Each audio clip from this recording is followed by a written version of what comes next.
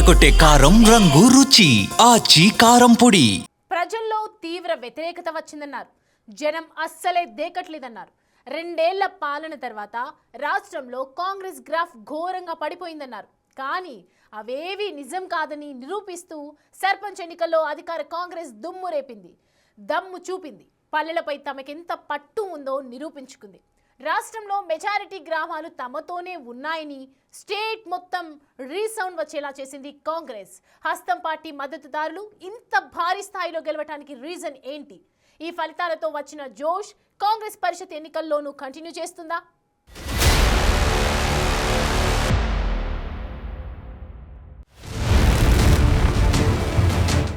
Phase మారినా scene మారలేదు, date మారినా రిజల్ట్ మారలేదు. 3 దశల్లోనూ అధికార కాంగ్రెస్ దుమ్ము రేపింది.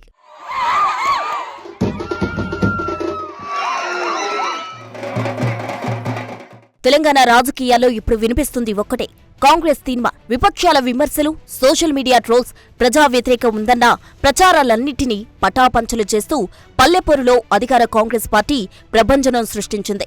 రాష్ట్ర వ్యాప్తంగా 3 విడతల్లో జరిగిన సర్పంచ్ ఎన్నికల్లో కాంగ్రెస్ మద్దతుదారులు తిరుగులేని విజయాలు నమోదు చేశారు. మొత్తం 12,702 పంచాయతీలకు జరిగిన ఎన్నికల్లో 7,050 స్థానాల్లో కాంగ్రెస్ బలపరిచిన అభ్యర్థులు విజయం సాధించి గ్రామాల్లో తమకు తిరుగులేదని నిరూపించారు. మొదటి 2 విడతల్లో సుమారు 56% స్థానాలు గెలిచిన హస్తం పార్టీ 3వ విడతలోనూ అదే డామినేషన్ కంటిన్యూ చేసింది. 3వ విడతలో మొత్తం 4,159 గ్రామాలకు జరిగిన సర్పంచ్ ఎన్నికల్లో కాంగ్రెస్ జయకేతనం ఎగరేసింది. ఏకగ్రీవాలతో కలిపి కాంగ్రెస్ మద్దతుదారులు 2,286 స్థానాలు గెలిచారు. ఇక బీఆర్ఎస్ 3 విడతల్లో కలిపి 3,500 స్థానాల్లో గెలుపొందింది. బీజేపీ 708 స్థానాల్లో, ఇతరులు 1,440కు పైగా స్థానాల్లో గెలిచారు. 31 జిల్లాల్లో ఎన్నికలు జరిగితే ఒక్క సిద్దిపేట మినహా మిగతా 30 జిల్లాల్లోనూ కాంగ్రెస్ ఆధిక్యం కనబరిచింది. 8,335 గ్రామ పంచాయతీలు 66% ఫలితాలను కాంగ్రెస్ రెబెల్స్ ఈ ఎన్నికలలో మేము సాధించడం జరిగింది. అదేవిధంగా బీఆర్ఎస్ బీజేపీ ఒక కూటమిగా ఈ ఎన్నికల్లో పోటీ చేసి 3,511 బీఆర్ఎస్, 710 గ్రామ పంచాయతీలు బీజేపీ, టోటల్గా 4,221 బీఆర్ఎస్ బీజేపీ కూటమి గెలుచుకోవడం జరిగింది. ఇది 33%. దాదాపుగా 146 గ్రామ పంచాయతీలు సిపిఐ, సిపిఎం, ఇతరులు 1%, ఇతర రాజకీయ పార్టీలు కూడా నెగ్గడం జరిగింది. తద్వారా కాంగ్రెస్ రెబెల్స్ 66% గెలిస్తే బీజేపీ బీఆర్ఎస్ 33%, కమ్యూనిస్టులు 1% ఈరోజు ఈ ఎన్నికల్లో ఫలితాలను సాధించారు. ఈ ఫలితాలు మా 2 సంవత్సరాల పరిపాలనకు ప్రజలిచ్చిన తీర్పు. రాష్ట్రంలో 2 ఏళ్ల పాలన తర్వాత సహజంగానే కాంగ్రెస్ ప్రభుత్వంపై కొంత వ్యతిరేకత ఉంటుందని భావించినప్పటికీ సర్పంచ్ ఎన్నికల్లో ఫలితాలు మాత్రం పూర్తి భిన్నంగా వచ్చాయి. ఈ భారీ విజయం వెనుక కొన్ని కీలక కారణాలు కనిపిస్తున్నాయి. అందులో మొదటిది గ్రౌండ్ లెవెల్లో సంక్షేమ పథకాలు చూపిన ప్రభావం ఒకటే. ఇక రేవంత్ సర్కార్ అమలు చేస్తున్న 6 గ్యారంటీలు, రైతు రుణమాఫీ, ఉచిత బస్సు ప్రయాణం వంటి పథకాలు గ్రామీణ ఓటర్లపై తీవ్ర ప్రభావం చూపాయి. ముఖ్యంగా మహిళా ఓటర్ల శాతం ఈ ఎన్నికల్లో పెరగడం కాంగ్రెస్ కు బిగ్ ప్లస్ పాయింట్. ఇక కాంగ్రెస్ అధికారంలో ఉండడం కూడా కొంత కలిసొచ్చింది. సాధారణంగానే స్థానిక సంస్థల ఎన్నికల్లో అధికారంలో ఉన్న పార్టీ వైపే గ్రామీణ ప్రజలు మొగ్గు చూపుతారు. గ్రామాల అభివృద్ధికి నిధులు కావాలన్నా, పథకాలు అందాలన్నా అధికార పార్టీ సర్పంచ్ ఉంటేనే మేలనే భావన ఓటర్లలో బలంగా ఉంది. ఈ తరహా ఆలోచన కూడా గట్టిగానే పనిచేసింది. ఇక సామాజిక సమీకరణాలు కూడా కొంత హస్తం పార్టీకి ప్లస్ అయ్యాయి. స్థానిక ఎన్నికల్లో సామాజిక న్యాయం కార్డుని రేవంత్ రెడ్డి ప్రభుత్వం పక్కాగా అమలు చేస్తోందనే భావన ప్రజల్లో ఉంది. ఈ ఎన్నికల్లో వెనుకబడిన తరగతులకు, దళిత, గిరిజన వర్గాలకు కాంగ్రెస్ ఇచ్చిన ప్రాధాన్యత ఆయా వర్గాల ఓట్లను భారీగా కొల్లగొట్టేలా చేసింది. ఇక విపక్షాల బలహీనత కూడా కాంగ్రెస్ ఈ స్థాయిలో స్థానాలు కొల్లగొట్టేందుకు మరో కారణం. బీఆర్ఎస్ కు పట్టున్న కొన్ని జిల్లాల్లో మినహాయిస్తే మిగిలిన చోట్ల ఆ పార్టీ శ్రేణుల్లో నైరాస్యం స్పష్టంగా కనిపించింది.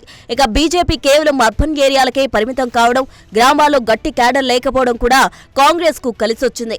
కాంగ్రెస్ నాయకత్వం సమిష్టి వ్యూహం గ్రామాల్లో 3 రంగుల జెండా రెపరెపలాడేలా చేసింది.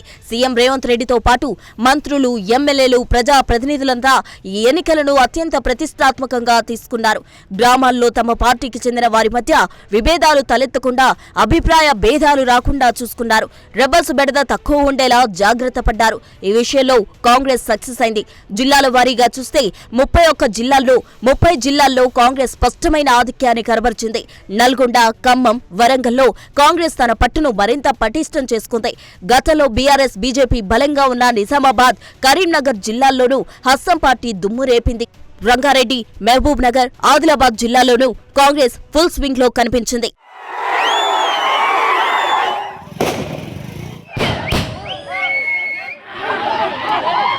సర్పంచ్ ఎన్నికల ఫలితాలు కేవలం గ్రామస్థాయి విజయాలే కాదు, రాబోయే ఎంపీటీసీ, జడ్పీటీసీ ఎన్నికలకు ఎగ్జాంపుల్ గా మారనున్నాయి.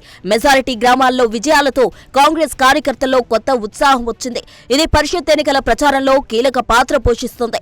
ఇక సర్పంచ్ ఎన్నికల్లో ఓడిపోయిన వారు, స్వతంత్రంగా గెలిచిన అభ్యర్థులు ఇప్పుడు అధికార పార్టీ వైపు చూస్తున్నారు. కొన్ని నియోజకవర్గాల్లో బీఆర్ఎస్ మద్దతుతో గెలిచిన వారు కూడా కాంగ్రెస్ గూటికి చేరుతున్నారు. ఇది జిల్లా, మండల పరిషత్ పీఠాలను కైవసం చేసుకునేందుకు కాంగ్రెస్ కు రూట్ క్లియర్ చేస్తోంది. ఈ గెలుపుతో కాంగ్రెస్ ప్రజా ప్రభుత్వానికి ప్రజలు తమ వైపే ఉన్నారని బలమైన నమ్మకాన్నిచ్చింది. కాంగ్రెస్ గ్రాఫ్ పడిపోయిందనే విమర్శలకు పల్లెజనం బ్యాలెట్ బాక్సుల ద్వారా స్ట్రాంగ్ మెసేజ్ పంపారు. ఇదే ఊపును కొనసాగిస్తే రాబోయే పరిషత్ ఎన్నికల్లోనూ కాంగ్రెస్ క్లీన్ స్వీప్ చేసే అవకాశాలుంటాయి.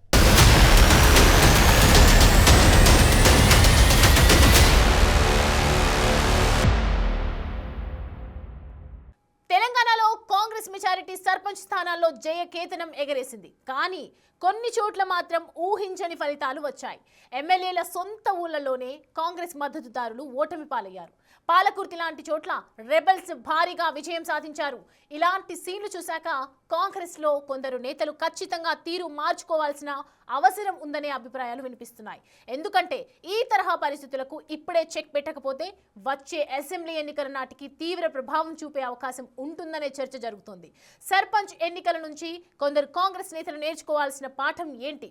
గెలుపు తమతోనే ఉండాలంటే చేయాల్సిన పనులేంటి?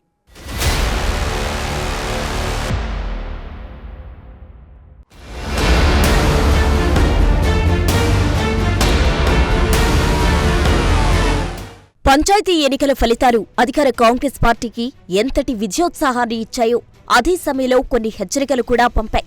రాష్ట్ర వ్యాప్తంగా మెజారిటీ స్థానాలు కైవసం చేసుకున్నప్పటికీ ఒకరిద్దరు ఎమ్మెల్యేలు సొంత గ్రామాల్లోనే ఎదురు దెబ్బలు తగలడం రాజకీయ వర్గాల్లో చర్చనీయాంశంగా మారింది. ముఖ్యంగా పాలకుర్తి లాంటి నియోజకవర్గాల్లో కాంగ్రెస్ నుంచి రెబల్స్ ఎక్కువగా విజయం సాధించడం హాట్ టాపిక్ గా మారింది. షాద్నగర్ ఎమ్మెల్యే శంకర్ సొంత గ్రామం వీర్లపల్లిలో బీఆర్ఎస్ బలపరిచిన అభ్యర్థి గెలుపొందారు. జడ్చర్ల ఎమ్మెల్యే అనిరుద్ రెడ్డి సొంత గ్రామం రంగారెడ్డిగూడలోనూ బీజేపీకి బలపరిచిన అభ్యర్థి విజయం సాధించారు. ఇంకొందరు నేతలు ఇలాకాల్లోనూ ఇతర పార్టీలకు చెందిన వారు గెలుపొందడం కాంగ్రెస్ శ్రేణులను నిరాశకు గురిచేసింది. అందువల్ల క్షేత్రస్థాయిలో పట్టుకోల్పోకుండా ఉండాలంటే కాంగ్రెస్ నేతలు నేర్చుకోవాల్సిన పాఠాలు, భవిష్యత్తులో అనుసరించాల్సిన వ్యూహాలు చాలానే ఉన్నాయి. ఎందుకంటే సొంత ఇలాకాలోనే పట్టు తప్పిదే దాని ఎఫెక్ట్ భవిష్యత్తులో మామూలుగా ఉండదు. అది కొట్టే దెబ్బ నుంచి కోలుకోవడం కష్టమవుతుంది. ప్రత్యర్థులకు చేజేతులా ఓ అవకాశం ఇచ్చినట్లవుతుంది.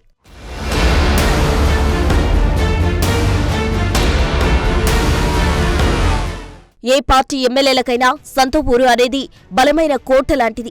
అక్కడే ఓటమి ఎదురైందంటే అది కేవలం సర్పంచ్ అభ్యర్థి ఓటమి కాదు, ఆ ఎమ్మెల్యే నాయకత్వంపై ప్రజల్లో ఉన్న అసంతృప్తికి సంకేతం.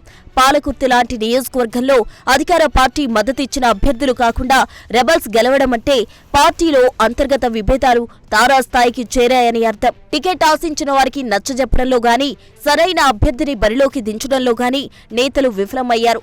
పాలకుర్తి కాంగ్రెస్ మహిళా నేత ఝాన్సీ రెడ్డి ఎప్పటి నుంచో పార్టీలో ఉన్న నాయకులు కాకుండా తనకు నచ్చిన వారికి, తన వర్గం వారిని సర్పంచ్ ఎన్నికల్లో ప్రోత్సహించారు. దాంతో ఏళ్లుగా పార్టీనే నమ్ముకొని ఉన్న నేతలు రెబల్స్ ను బరిలోకి దించారు. దాంతో ఫలితాలు తారుమారయ్యాయి. ఇప్పుడు గెలిచిన వారు తమకు సమయం వచ్చినప్పుడు ఎమ్మెల్యేలకు ఎన్నికల్లో సహకరించకుండా పక్కకు తప్పుకునే వీలుంటుంది. అందువల్ల స్థానిక ఎన్నికల్లో అన్ని లెక్కలు బేరీజు వేసుకుని నిర్ణయాలు తీసుకోవాల్సి ఉంటుంది. లేకపోతే ఈ ఎఫెక్ట్ అసెంబ్లీ ఎన్నికలప్పుడు గట్టిగా తగులుతుంది. ఎమ్మెల్యేలు కూడా సొంత గ్రామాల్లో అభివృద్ధి పనులు కేవలం కాగితాల మీద కాకుండా జనం కళ్ల ముందు కనబడేలా చేయాలి. స్థానిక ప్రజలతో నిత్యం టచ్లో ఉండాలి. మా ఎమ్మెల్యే మాకు అందుబాటులో ఉంటారనే నమ్మకాన్ని కల్పించాలి. నియోజకవర్గాల్లో గ్రూపు రాజకీయాలను ప్రోత్సహించడం వల్ల చివరికి అది పార్టీకే నష్టం చేకూరుస్తుంది. అందువల్ల ఎన్నికలకు ముందే అసమ్మతి నేతలతో మాట్లాడి వారిని బుజ్జగించాలి. పార్టీ క్రమశిక్షణ ఖచ్చితంగా అమలు చేయాలి.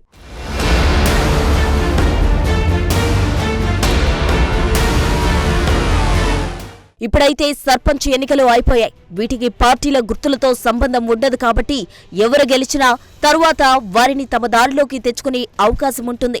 అయితే రాబోయేవి పరిషత్ ఎన్నికలు, ఎంపీటీసీ, జెడ్పీటీసీ ఎన్నికలు పార్టీల గుర్తుల మీద జరుగుతాయి. కాబట్టి కాంగ్రెస్ నాయకులు ద్వితీయ శ్రేణి నాయకత్వాన్ని నిర్లక్ష్యం చేయొద్దనే అభిప్రాయాలు వినిపిస్తున్నాయి. అసెంబ్లీ ఎన్నికల్లో ఎమ్మెల్యేల గెలుపు కోసం రాత్రింబవళ్లు కష్టపడిన కార్యకర్తలు, నాయకులకు సరైన గుర్తింపు లేకపోతే వారు రెబల్స్ గా మారుతారు. కార్యకర్తల మనోభావాలు పట్టించుకోకపోతే వారు ఎన్నికల సమయంలో సైలెంట్ గా ఉండిపోవడం గానీ, ప్రత్యర్థులకు మద్దతు ఇవ్వడం గానీ చేస్తారు. దాంతో జరిగే నష్టం ఒక్కోసారి ఊహకు కూడా అందదు. కష్టపడే కార్యకర్తలకు పదవులు, నామినేటెడ్ పోస్టులతో పాటు స్థానిక సంస్థల ఎన్నికల్లో పోటీ చేసేందుకు అవసరమైన మద్దతు, సహకారం అందించేందుకు ప్రాధాన్యత ఇవ్వాలి.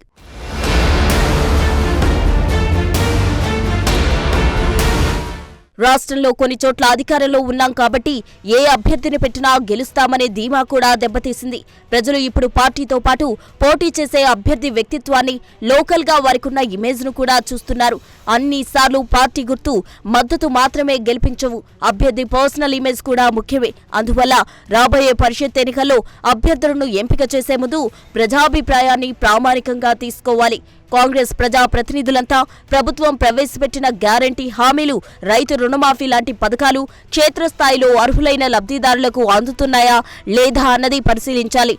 పథకాలు అందుతున్నా అందులో వివక్ష, పక్షపాతం ఉందని ప్రజలు భావిస్తే అది ఓట్ల రూపంలో వ్యతిరేకతగా మారుతుంది. అందువల్ల పార్టీ, వర్గం, గ్రూపు అనేవి చూడకుండా అర్హులైన ప్రతి ఒక్కరికి పథకాలు అందేలా చేస్తే ప్రభుత్వంపై జనంలో సానుకూలత పెరుగుతుంది. ఈ సర్పంచ్ ఎన్నికల్లో అక్కడక్కడా జరిగిన పొరపాట్లు రాబోయే ఎంపీటీసీ, జెడ్పీటీసీ ఎన్నికలకు ఓ వేకప్ కాల్ లాంటిది. ఇప్పుడు జరిగిన పొరపాట్లు సరిదిద్దుకోకపోతే వచ్చే అసెంబ్లీ ఎన్నికల నాటికి చిన్న చిన్న అసంతృప్తులు పెద్ద తుఫానుగా మారే అవకాశముంది. నాయకులు ఎప్పుడైనా తమ పనితీరు మార్చుకుని ప్రజల్లోకి వెళితే మరోసారి విజయం వరిస్తుందనే విశ్లేషణలు వినిపిస్తున్నాయి.